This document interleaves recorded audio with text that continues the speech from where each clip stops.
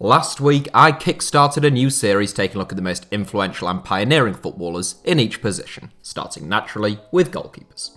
If you want to understand my criteria for the series and haven't watched that video yet, I'd recommend giving it a watch and then coming back here. But today's video is a look at the most influential fullbacks. There is perhaps no position that has undergone such a radical transformation as that of the fullback over the years. The term fullback today is actually something of a misnomer and perhaps is in need of updating, since it harks back to a time when fullbacks were the most defensive players on the pitch, hence fullback. Fullbacks are most assuredly no longer the most defensive position on a football pitch, now often forming the creative engine room of a team. Italian legend Gianluca Vialli, who thankfully received the all-clear from pancreatic cancer earlier this week, once outlined his theory that the right back tends to be the worst player in a team. If they were taller and more solid defensively, Vialli posited, then they would have been a centre-back, and if they were quicker or more skillful, they would have been right-wingers. Until as recently as the early 2000s, that might well have been true, but fullback is now arguably the single most important position on the pitch. Liverpool are a prime example of this, with Trent Alexander-Arnold and Andy Robertson providing Jurgen Klopp's side with width, energy, invention, and boundless creativity. Even with two very good but more conventional fullbacks like, say, Gary Neville and Danny Rose, just as two examples, this Liverpool team would be a shadow of its current self. This is one of the reasons why the constant talk of moving talented fullbacks into midfield, as though that is somehow going to increase their influence upon a game, really irritates me. It's counterintuitive to the modern game and the way in which the sport is now played. Anyhow, with that throat clearing out of the way, here are my 7 most influential fullbacks of all time, and there will be some honourable mentions for you all at the end. Eddie Hapgood.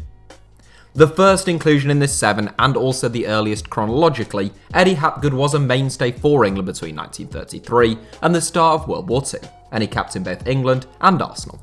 To understand Eddie Hapgood's importance to the development of the fullback position, I'm afraid a quick history lesson is required, and it's at this stage that 87% of non-subscribers who clicked on this video decide that they've had enough. As mentioned in the introduction, fullback was once the deepest position on a football pitch. Early teams operated with just one fullback and as such only one defender, although this later became 2 as the 2-3-5 formation took hold. The 2-3-5 remained the dominant formation until a change to the offside law in 1925, when the WM formation began its reign of dominance in the sport. Herbert Chapman didn't invent the WM formation, but he arguably perfected it, and his star fullback Eddie Hapgood was the finest exponent of how the position should be played in a WM.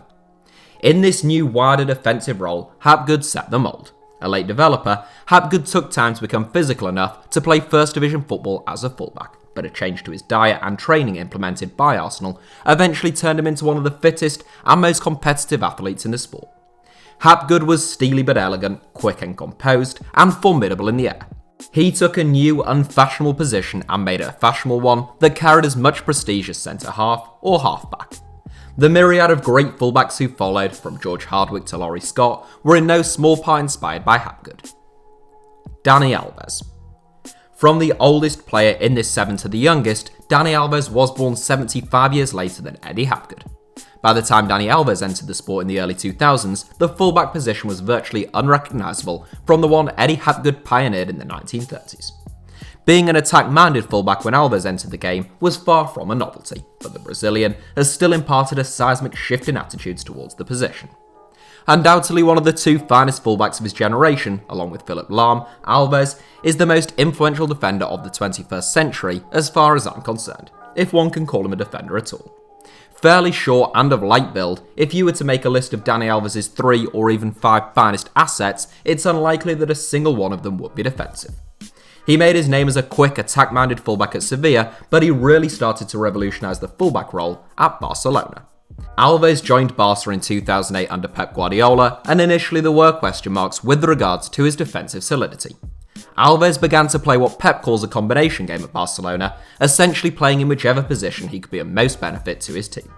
If Messi needed someone to overlap on the right, Alves would be that man. If Xavi needed a springboard for a 1-2, there was Alves, and if Piqué wanted to step into midfield, Alves was the one to shift across and cover for him. No one before had played the fullback role with such freedom or invention, and we've seen the likes of Kyle Walker and Benjamin Mendy asked to carry out similar roles under Guardiola at Manchester City, as well as a number of other fullbacks at other clubs, but none have yet done so as expertly as the current Sao Paulo star. Silvio Marzolini.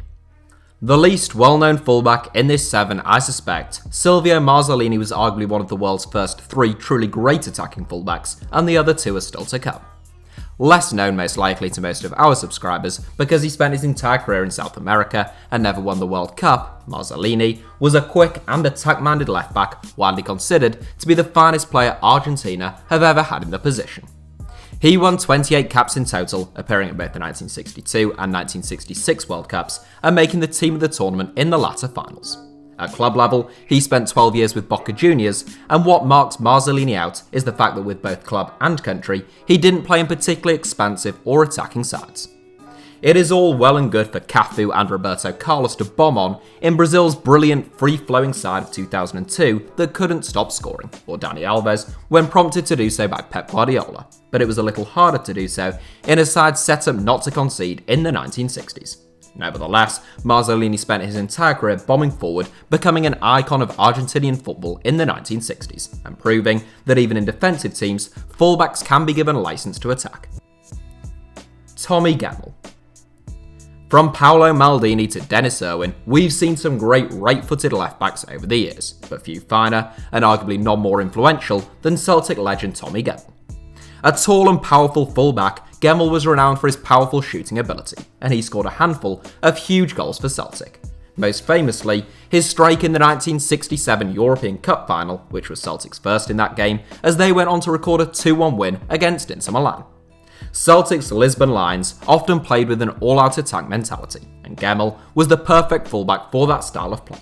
Gemmell loved to make overlapping runs, he was good on the ball, and capable of firing dangerous balls across the box.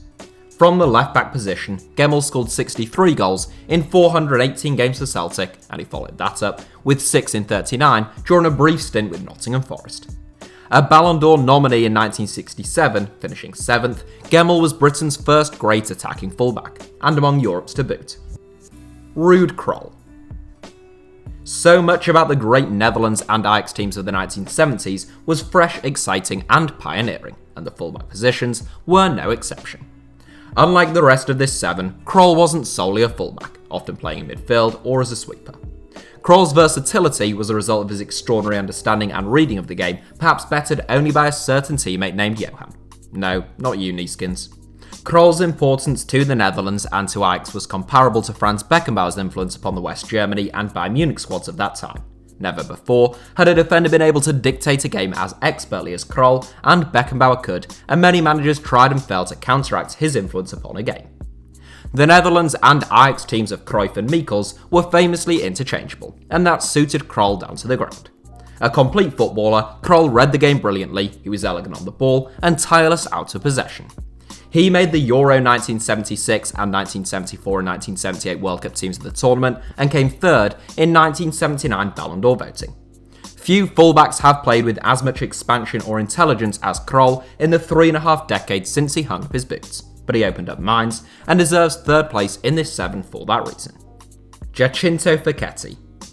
Top spot in this seven was one of the easiest decisions I'm ever likely to make. That is no slight against Giacinto Facchetti, who is a giant of the sport. Big, powerful, and quick across the ground, Facchetti was a terrific athlete. Good on the ball and lethal with his left foot from both long and short range, Facchetti began his career with his hometown club as a centre forward. It was at the age of 18 that legendary Argentine boss Helenio Herrera brought him to Inter Milan, but Herrera felt Fachetti's physical prowess would make him a useful asset in defence. Italian football was incredibly defence-minded at that time, under the stranglehold of the Catenaccio system, which relied on tightly man-marking all opposition forward players and looking to score goals through quick and incisive counter-attacks. Facchetti proved his class in this system, but it wasn't in his nature to sit back and defend. He loved to desert his left-back position, eating up ground and bearing down on the final third. A novel style at that time in the Italian game, Facchetti's expansiveness had the added benefit of confusing an opposition setup only to man-mark the opponent's forward players. Whether he had played as a centre-back or as a centre-forward, Giacinto Facchetti would have had a distinguished career, but as a fullback, he not only had an outstanding career, but also revolutionised the position. To become a Ballon d'Or runner-up whilst playing as a fullback in Italy during the 1960s was no small feat, and Facchetti was the best European fullback of his era and quite possibly of all time. Nilton Santos. Most probably the greatest and most certainly the most influential fullback of all time, no other left or right back could hold a candle to Nilton Santos. Vicente Fiola's 1958 Brazil team were not the first side to play with a back four in the soon-to-be famous 4-2-4 formation, but they were the first to play that way at a World Cup and the only team to do so at that tournament. More importantly, Brazil would win that World Cup and win it at a canter. When Nilton Santos and Gemmell Santos, Brazil's two fullbacks but of no relation to one another, headed for the finals in Sweden, the fullback position had remained largely unchanged in most of the world since Eddie Hapgood played it with such distinction in the 1930s. The Brazilians had always played carefree football though, often to their expense, as was evident at the 1950 World Cup, and they were about to prove that attack could be the best form of defence in emphatic style. Nilton Santos would not today be considered a particularly attacking fullback, in fact, he might almost be considered conservative, but his style was alien in the 1950s.